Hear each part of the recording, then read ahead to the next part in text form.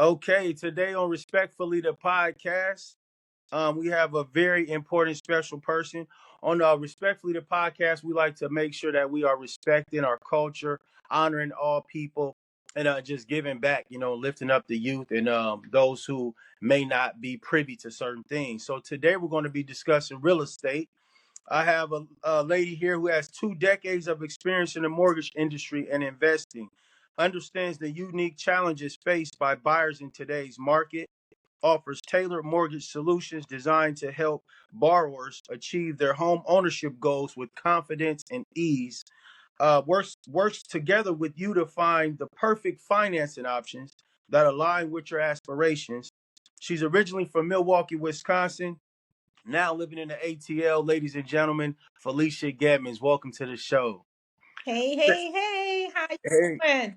I'm doing good, doing good. How you doing, Felicia? I'm doing good. I'm doing great. Bless Thank you. you for Yes, having thanks. me today. Definitely, you're welcome. Thanks for joining. I know you got a lot of value. I spoke to you briefly, and you had so many nuggets. I said we got to get her on the show. I know it's a lot of homeowners out there, first-time homeowners. There's a lot of people looking to buy, and the nuggets you got, I know, is going to add value. And so, this is me and my wife recently just purchased a new home, and we had it was a ride, it was a journey.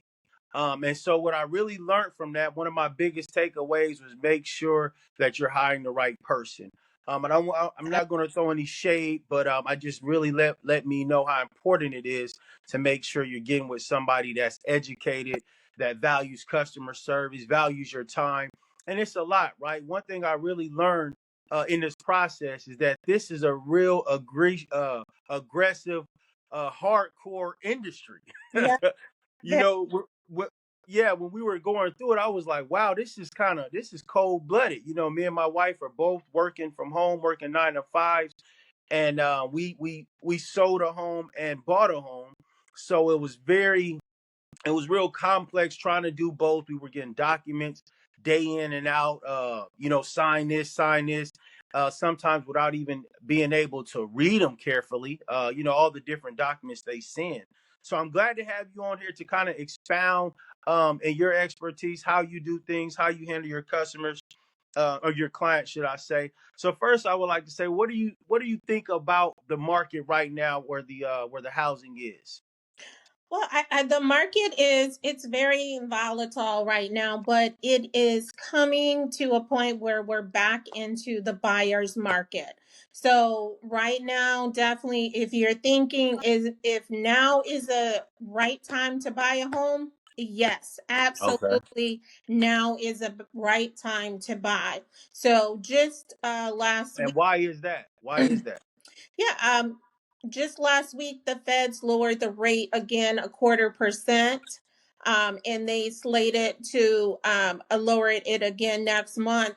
We're not sure if they'll do another 1/4% or not, but we definitely hope so. So that in itself gives new buyers a new look on the market of, can we afford to buy a house? Mm. We do know after the big um, COVID boom, rates have went up, and we've seen those high sevens, and it's been pretty hard for normal corporate America people to be able to afford a home with inflation and rates going so high.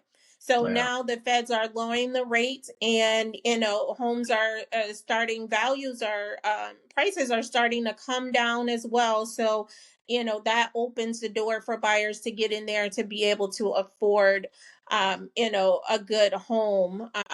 They can afford. One thing I always tell my buyers when they are saying is, if this is a good time to buy and if they think rates are high, I tell them, if you can afford to buy the house, marry the house and date the rate, because once you get the house, it's yours. The rate Yeah. fluctuate, and you can come in and refinance that and get a better Okay. rate later, but that Wow. same house may be much more later. Wow. I like that. Thanks for sharing that. Thanks Yeah. for sharing that. That makes me feel a lot better about our purchase. Yes. Hey, let me ask you this. 20 years of experience, that's a long time. And so for someone like ourselves, what would be your best practice for a buyer that's selling their home and then about to buy their home to try to prevent them what I experienced? We sat in a hotel for an entire month. We were told on Tuesday that we had to close Friday. So the communication was poor, and a lot of things were last minute, which caused us to end up sitting in a hotel for a whole month, coming out of expenses that was, part of our equity, the money that we got from the sale. What would be some of your best practices to a potential buyer that's selling their home and about to buy a new home? Well, definitely the first thing I want to say is I'm sorry that that happened to you and your wife and that Thank you. you had that bad experience. That's not a good experience that you want to be looking to buy a new home, but so to speak, homeless until you are able to find that new Exactly. home with selling Right. your home. So, but the best advice I would give you or to any homeowners looking is having a realtor and a loan officer that knows their market, that knows the industry, and knows how to prepare that for you. The benefit of knowing and experience. So, someone who's had years of experience, you want to try and vet them out, run scenarios by them, and, make sure that they're your best interest, that you feel comfortable. Sometimes you have to interview a couple just to make sure Mhm. that you feel that they have the knowledge to get the job done for you. So it's just like buying anything, you want to vet the person out. Just because they might be an influencer with, million of followers, that does not Right. mean that they have that experience and knowledge. So you want to look for someone Right. who has, that experience and who would be able to help you along the way and not just trying to get a deal done and leave you Right. homeless in between times. That, that should have never happened, last minute closing in a couple of days. So, what would your best practice have been for that person? What type of solutions could you have provided, knowing that they were selling their home and they were going to be without a home? What's Yep. some options there? I would have, I'm not a realtor, I'm a lender, but I work with a lot of realtors and I have done realtor work, like being an investor. So if I have someone that, say on the investor side, we like to close quickly. So, and in some instance, we can grab the property up in 7 to 10 days. So there may be, too quick for a buyer who is potentially buying another home. So, as the realtor, realtors should be listing that on the contract that there's a contingency in you getting another home or that Mhm. extending the closing until you're able to close on your other home. I mean, Mhm. there's several options that may have been explored, such as renting back from the new buyer into your house sold, or moving the closing date out until you are closing on your other house to allow for a smooth transaction so that you're not moving twice. And So that you're saying you said renting back. So you can rent from the person who's about to purchase the home. We could have rented back from them. Explain that.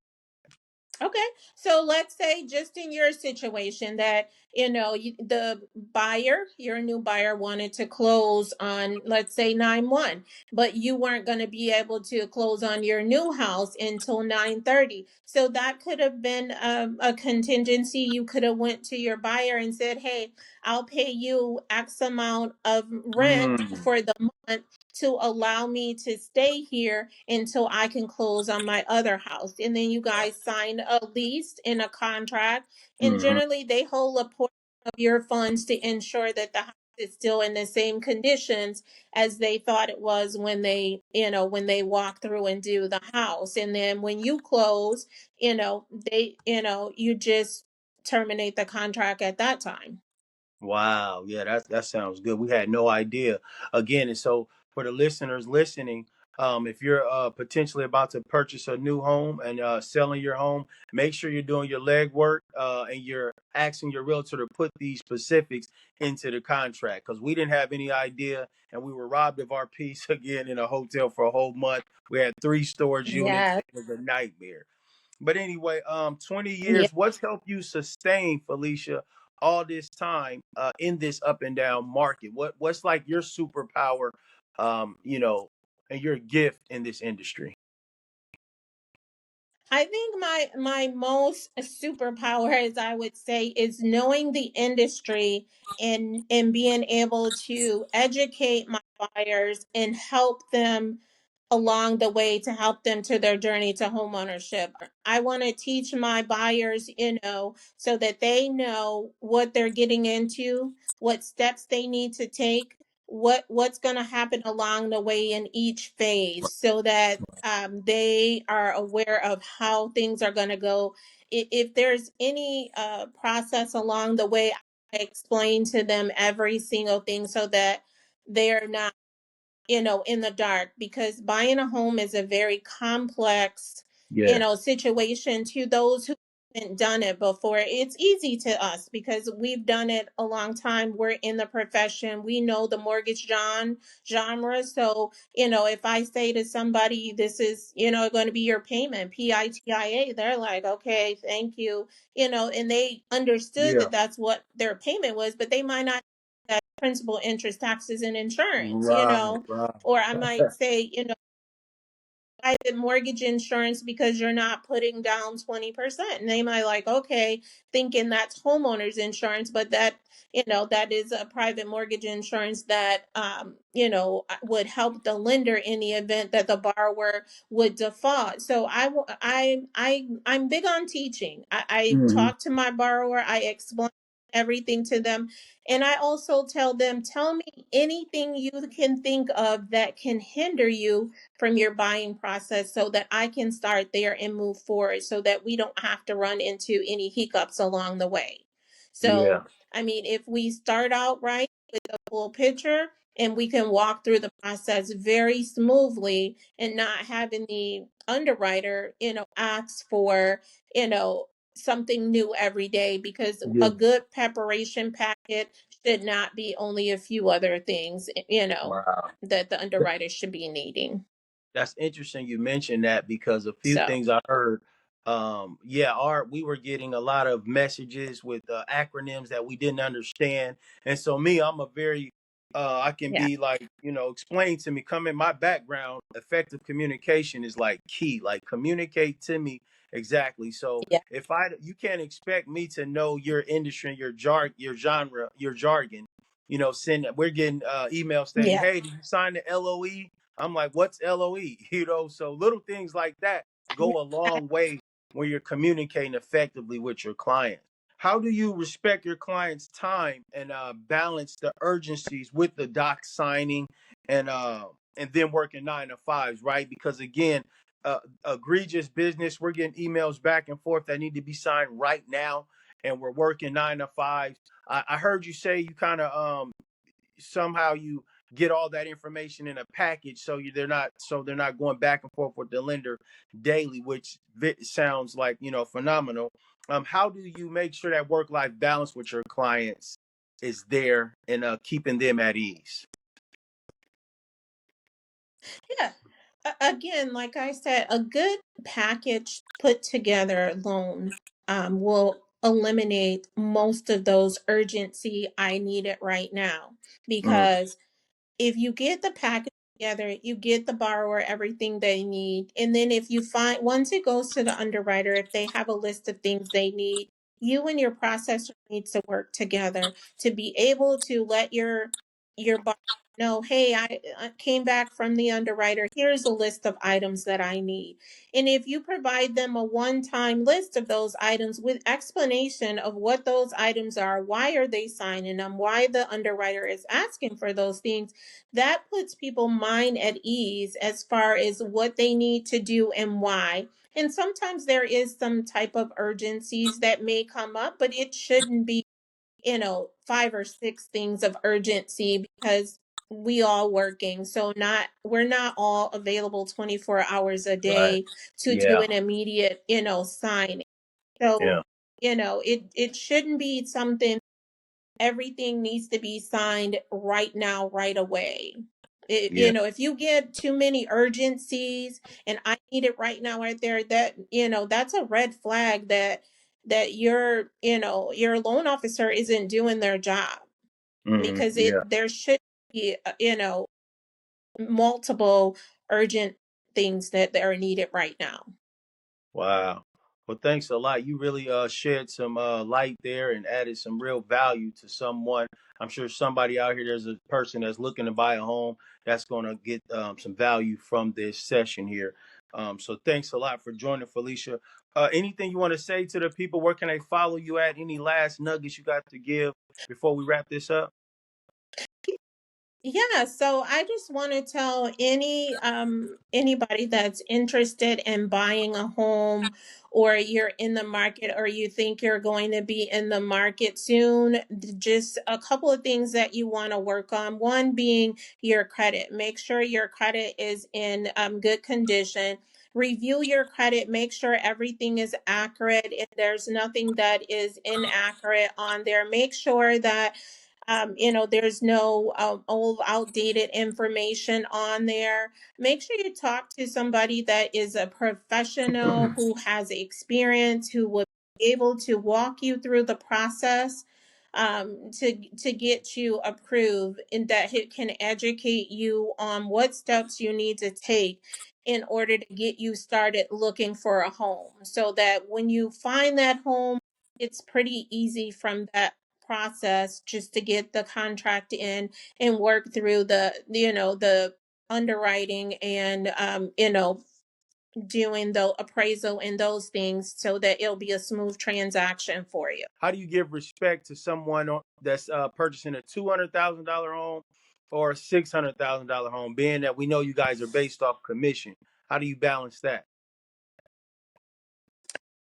I, if you're a good loan officer, the numbers is not what drives you. It's helping the people, and that what drives me, because I give the same business and pleasure and attention to someone who is buying a 300,000, or if they're buying $1 million houses. So, with that said, the key things to do if you're looking for a house, and getting prepared for approval, you want to have your tax returns, your work history, and Hmm. your pay stubs, bank stubs, monthly obligation, and a list of assets. That gets you in the door right there with a loan officer. That's the beginning that can get the ball rolling. So I'm happy to help and assist anyone who is looking to buy a house, refinance a house, or an investment property. I am here to help.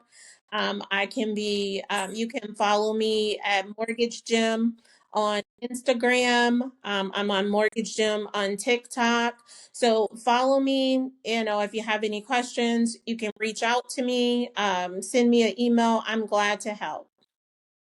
Thanks a lot again for stopping by, Felicia, at Yep. Respectfully Thank you the for having podcast. me.